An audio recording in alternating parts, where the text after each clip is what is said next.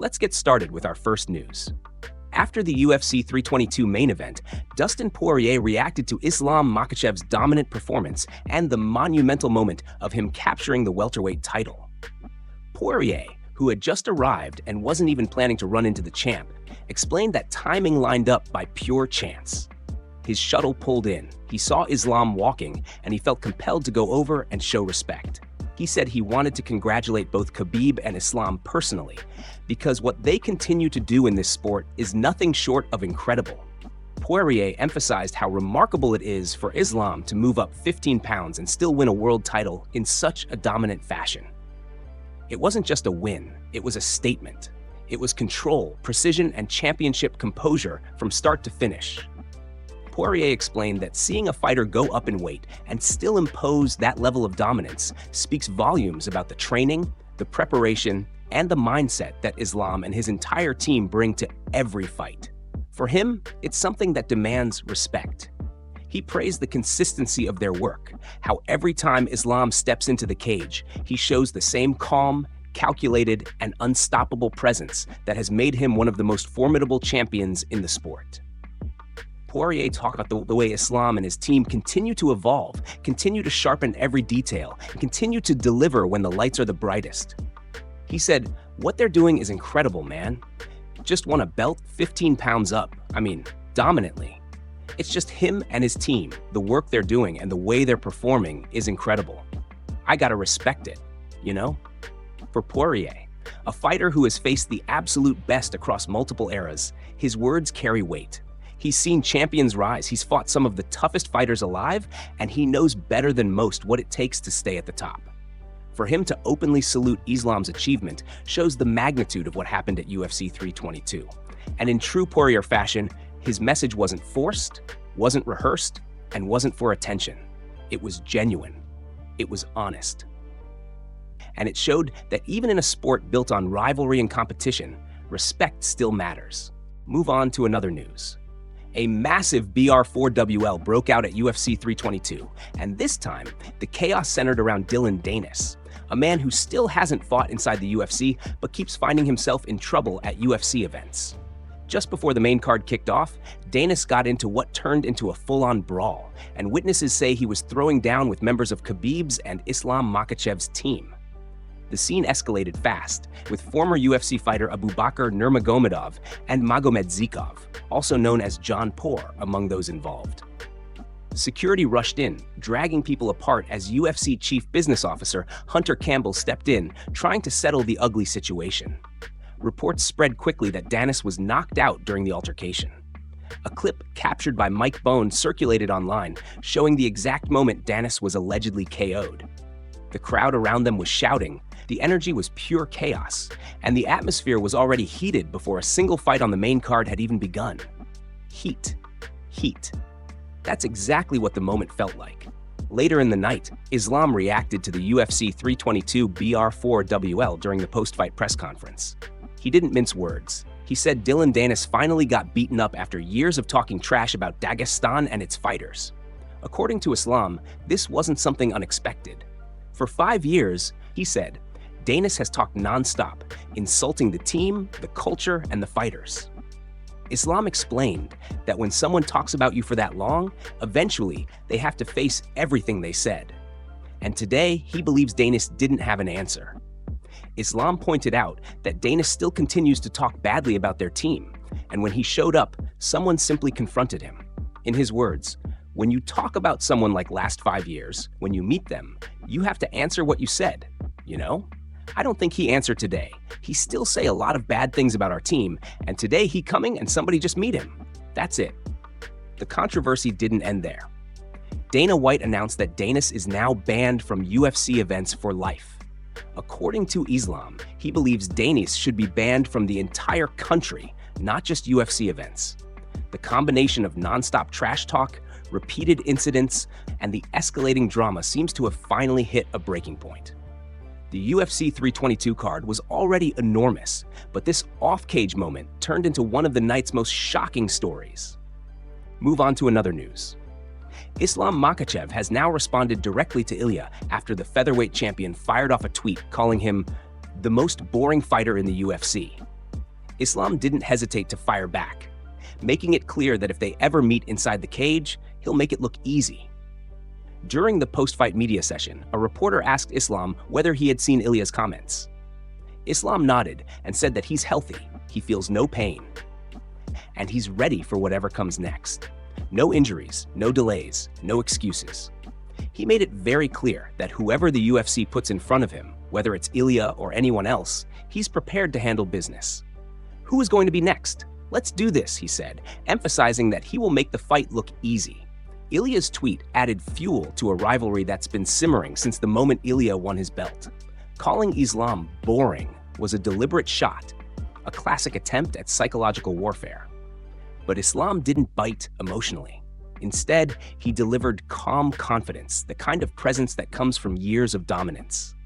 Ilya has talked, but Islam is saying he'll show the difference when the cage door closes. And for fans, that only makes the possible clash even more electrifying. Dana White was also asked about the potential matchup between Islam and Ilya, and his answer left the door wide open. When questioned about whether Islam could headline at the White House card and whether a non-American main event would fit that event, Dana shut down the idea of matching nations or forcing themes. "It's not America versus the world," he said. "It's what's the best card we can build." And when it comes to the best card possible, Islam's name is always in the conversation. Dana went even further, noting that Islam is entering GOAT talk depending on what he does in his next few fights. That's a massive statement coming from the UFC president, and it shows the level of respect Islam has earned. He hinted that Islam could absolutely be part of the White House event, especially if the UFC wants a historic main event with global impact. The possibility of Islam versus Ilya is now stronger than ever. The storyline is there, the tension is building, and both champions are healthy, sharp, and ready. The UFC just needs to make the call, and Islam has already made his position clear. He's ready, and he will make it look easy. Move on to another news.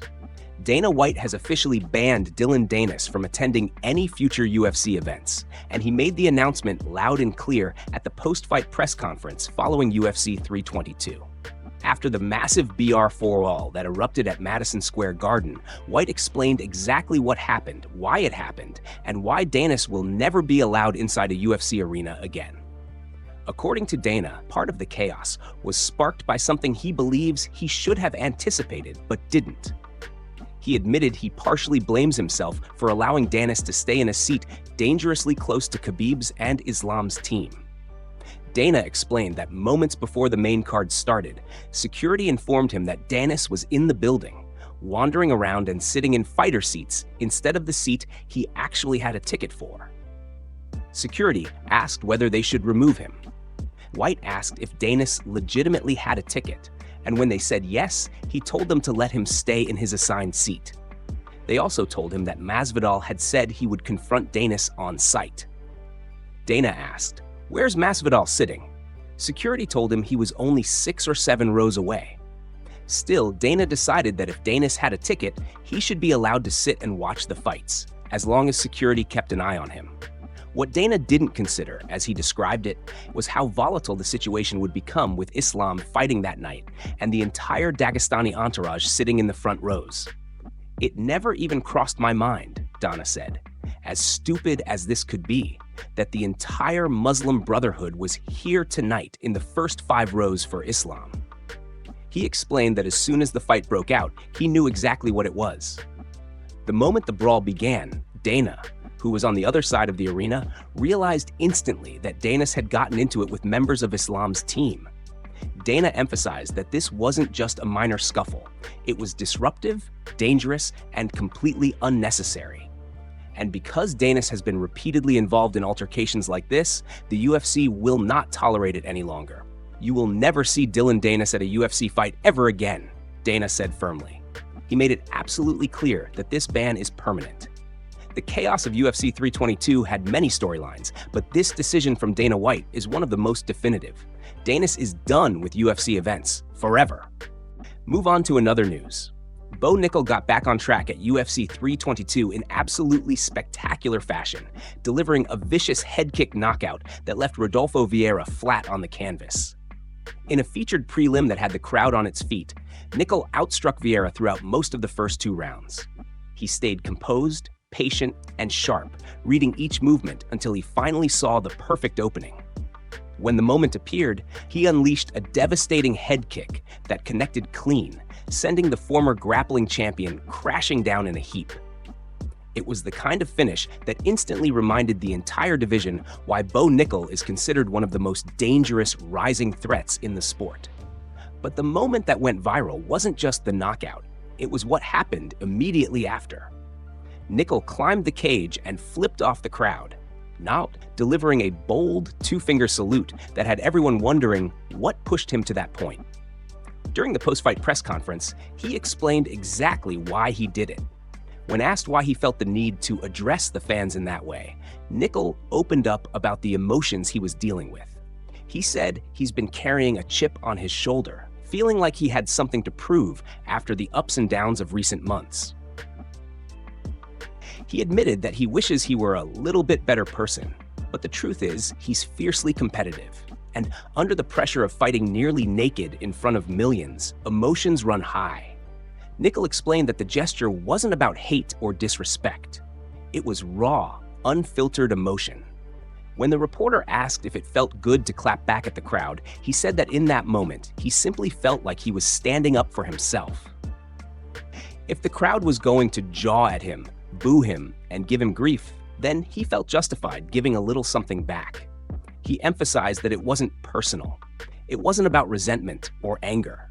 It was just a fighter reminding fans that he hears every word they throw his way, and that he's not afraid to respond. Nickal closed by saying it was simply about letting them know how he felt, nothing more.